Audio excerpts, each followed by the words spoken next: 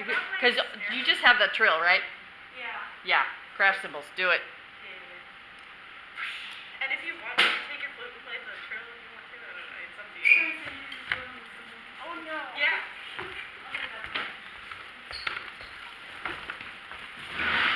I just wish we had a bass. Oh, thank you. And play? Oh wait, you don't play? Yeah, you're on there already. All right. So you're playing trump cornet? Yeah. I'll play second cornet. Okay.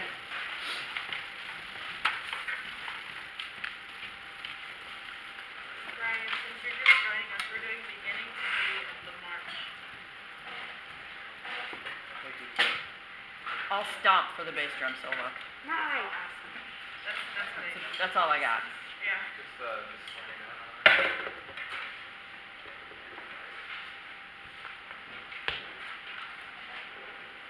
Okay. Beginning of the march. And then the woodwinds that are not currently playing, can you take a look at A to B? Because you'll come in there. So beginning, just the brass. Ready? Bum, bum, bum, bum. Yeah. So take a look at your notes. You play the same notes, we just pass it around. So can you take a look at your notes, make sure that you're playing the right key signature. Let's do it again. It might be a little high for a brass instrument, so sorry. Ready?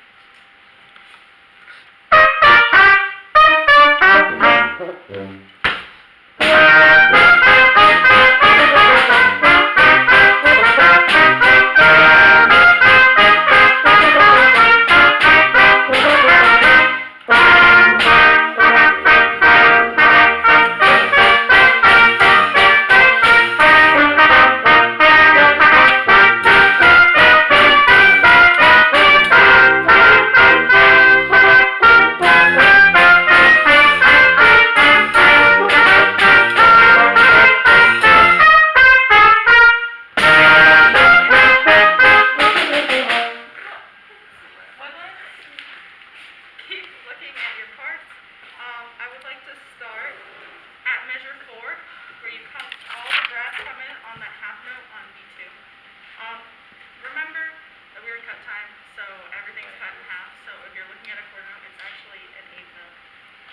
16th notes for the eighth notes that are written.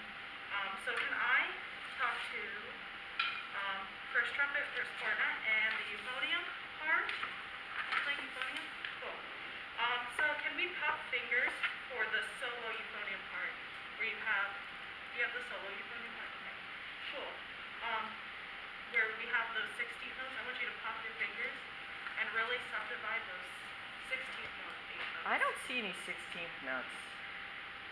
The 8th notes that sound like 16th notes. Ah, okay. You're subdividing. Does that make sense? Yes. So make sure you're subdividing. So can we start measure 4? Are we popping fingers? Popping fingers, yep. Ready? Go.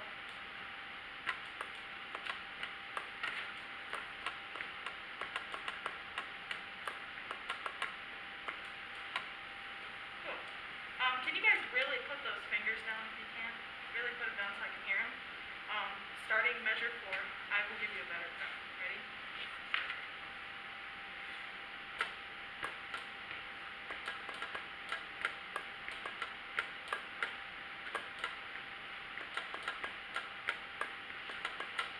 Cool. That sounded really, really good. All right, let's put that into context.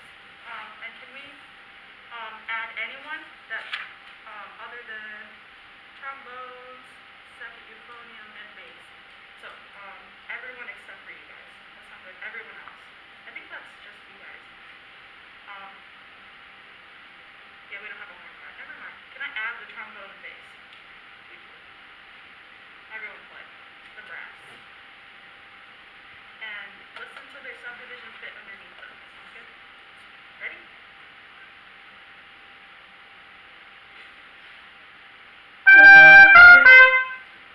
You can count it off. Okay.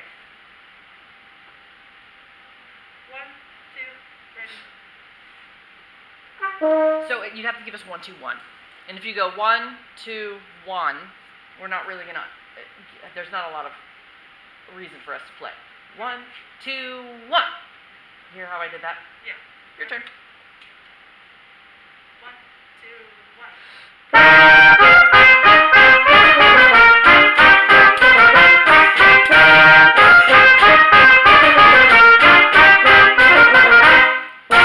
Yeah, that sounded really good.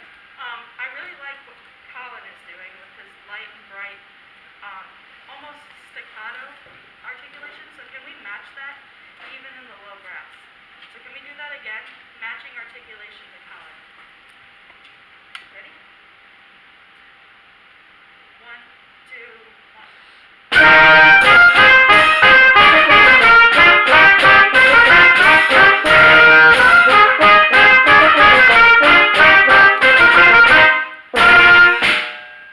Alright. Sounds good. That sounded really good. I like the articulation you're using. So let's move on to measure 12. And can we think about in measure 13, everyone kind of has everyone does have a unison rhythm except for our basses, of course. It's that dotted quarter note eighth. So can we think about a little bit of decay on that dotted quarter note? Dotted quarter note eighth. I thought it was something else. Okay. Start at measure 12 with our basses and percussion, working on decay for your articulation on the quarter notes. Okay? 1,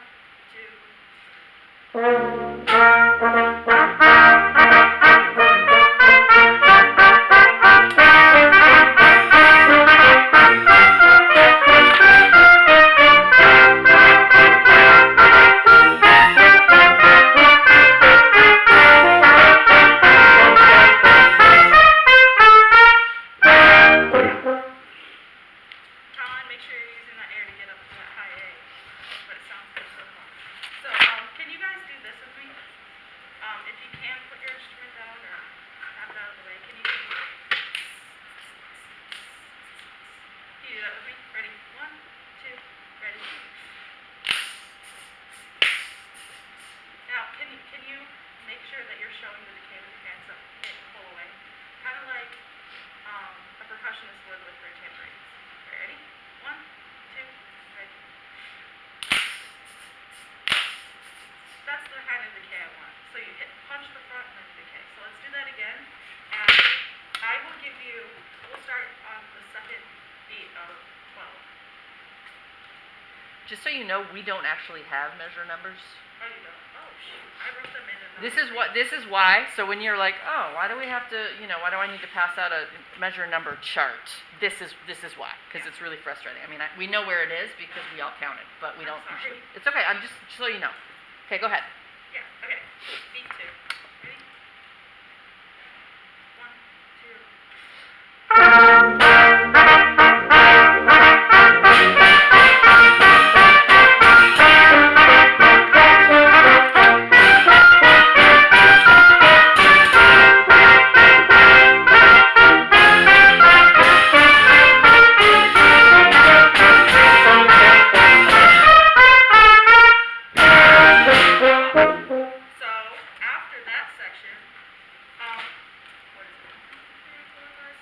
8 before A, that part is exactly the same as the beginning that we worked on with the trumpets and everyone.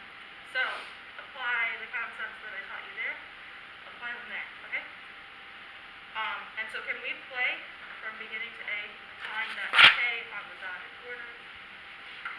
Make sure to subdivide, very beginning, so anyone that has a trill can play it on. And then we'll move on. Ready?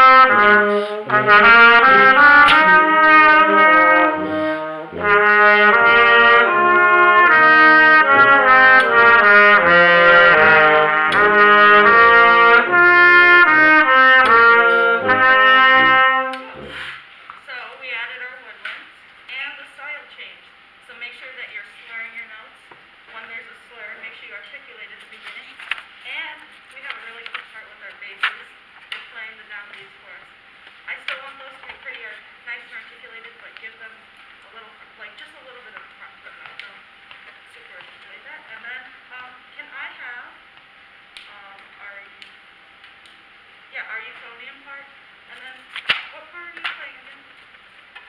I forgot to count. I was gonna switch parts. I will do that. Okay. What part are you playing then? Third trombone. Third trombone. A. Where's my third trombone? So you're playing the dump. It's cool. Can I hear the euphonium part? She has a little bit of a different part than everyone else, and I want to be able to hear it. So can you play that for me? 1, 2, 1.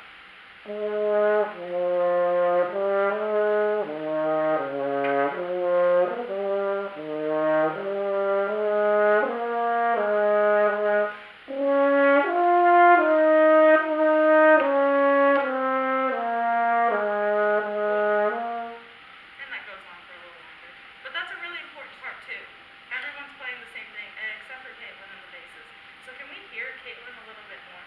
Because there's a lot of people on the melody. So can we bring it down just a little bit because it is a little quiet? Caitlin, can you come out just a little bit more? Alright, starting 4 after B, pickups to the melody. Sound good? So we have that half note. Or A. After A. 1, 2, 3, 4 on the half note that leads into 3. Okay. Ready? 1,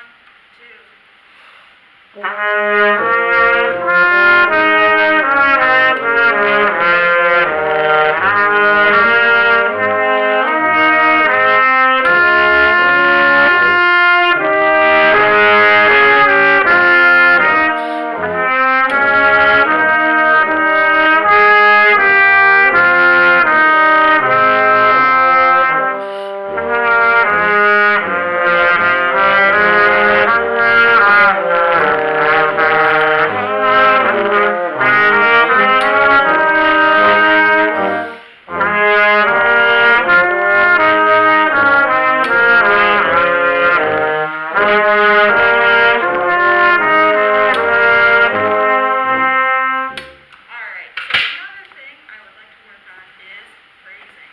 So anyone that plays the melodies, anytime we go up with notes, we crescendo just a little bit, and when we descend with notes, so going down a scale or whatever, when we decrescendo, and think about like good places that you can take a breath and stagger breathe with your neighbors. Sound good? Ready? Same place that we started. I'll stop a little sooner. Ready? Think about phrasing. 1, 2.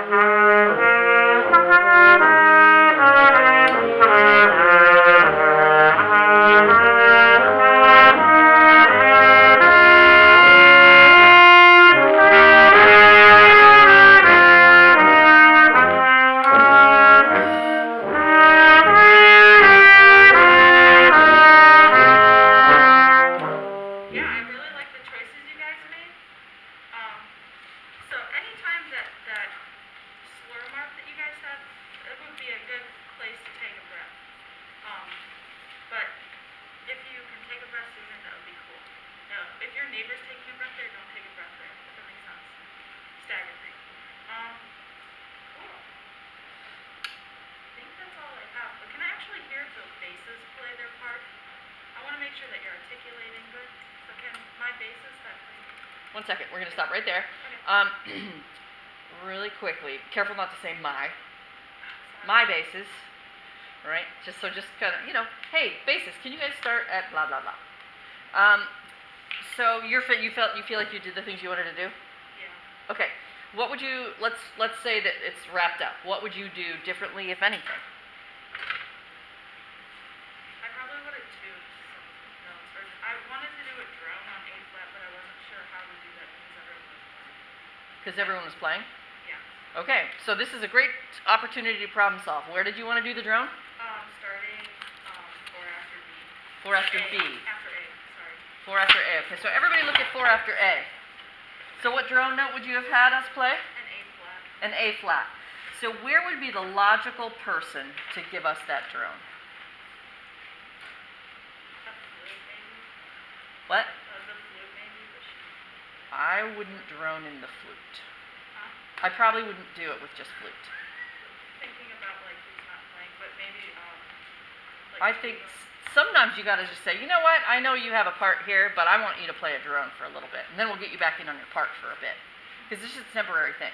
I would have had Brian play a drone A flat for us, and I would have had Savannah play a bit louder on that third trombone part to lay down time. So you have to think creatively in the moment about how to make that happen, everybody. Or the other thing is you could say, it could be a cornet player. You know, we're just sitting here at that point. We were playing because we're trying to help out, but if you need us, we could have played a drum for you. Right? So kind of try to think creatively about that. All right, what else? I could have talked less, but that's... I can't hear you. I could have talked less, but that's Yes, for sure. I also think I chunked it too big in sections at the end. Agreed. Yeah. Okay, so how would you chunk it smaller? I would probably do 4 after A,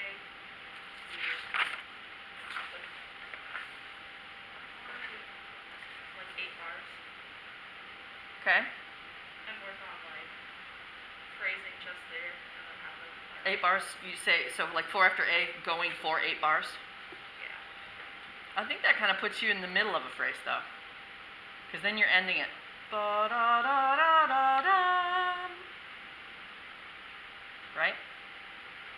Yeah. And for what you said was the high note has to be the spot. Yeah. Da-da-da-da. So you would stop after 8 is not necessarily the best spot. Right. Okay. So just make sure you have that idea in your head before you start. Anything else? Anything that you thought was good? I think that I explained the K easier, and I think I made it more high school than middle school. I don't know. Wait, you think you explained what better? Like the decay. I thought that was really good. That was really effective. The one thing about it that was a little confusing is that if you said, kind of like you hit a tambourine. Well, nobody except percussion knows how to hit a tambourine the right way. So I think you could say, it's kind of like if you're going to, punch a ball with air in it that's in a spot, and it kind of like pushes your hand back. That idea, like a soft, big ball. Does that make sense? Because they can probably envision that. But I thought that was a really good way to kind of talk about decay. Okay, comments from the crew. Kate Lynn. I think this beginning section when we were having trouble coming in, if you would have slowed it down and done it like slowly with everybody first to get everybody's notes in there, I think that would have went a lot smoother when it came back in.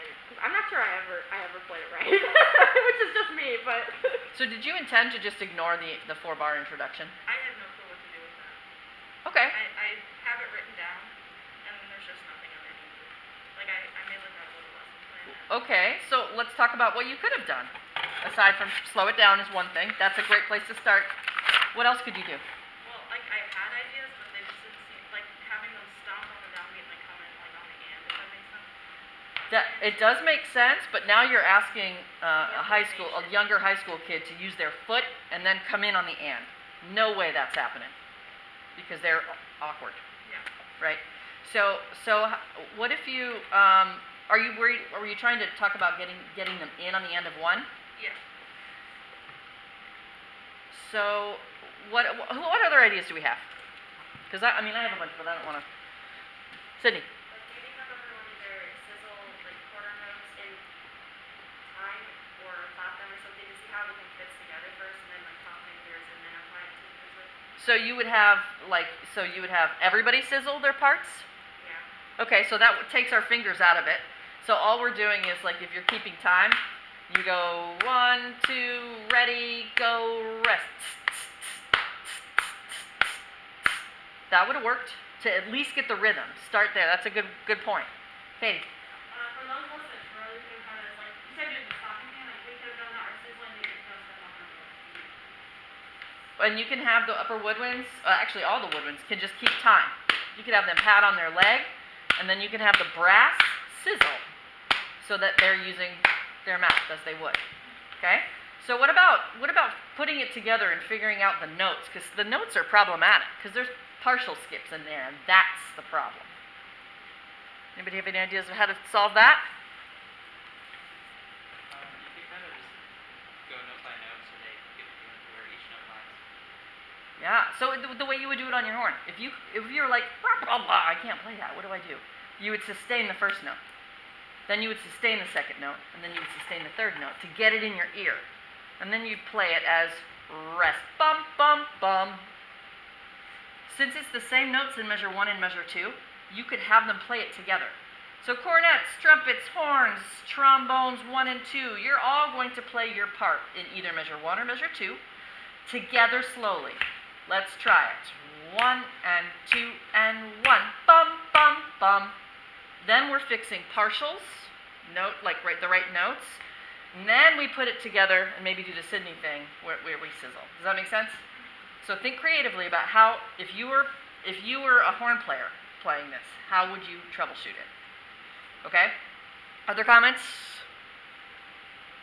I really like how it's looking good on the grass, and I think Holst to work on our parts, but I got really bored, because I went through the whole, piece on TV and on cooking and stuff, so, I think if we're doing, some, active listening for one of those results, or how much do the reviews, do you think that's style that we can work on to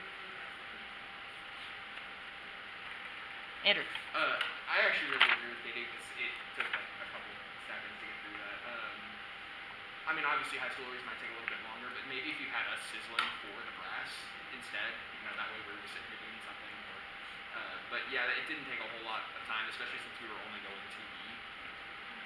Ideally, in this section, if you have them sizzle for the brass, that will work for about 3 minutes before they get bored of that. So you don't have very long to do that. So what I would probably do is, if it's possible, I would have the woodwinds, if you have an assistant, have the woodwinds go somewhere else and work on something and really just deal with brass. Or, you spend the last 10 minutes of rehearsal. Woodwinds, put your instruments up. I want to work with brass just on this part, right? So, because ideally that would be the way to go about it, but not always possible. Yeah, thinking of assignments we drawn off parts, we didn't play for a big chunk of that either. Yeah. And then, you never really addressed this the whole rehearsal as well. So just be mindful of people in the back. Okay, anyone else? All right, thank you, Presley. All right, who starts at B?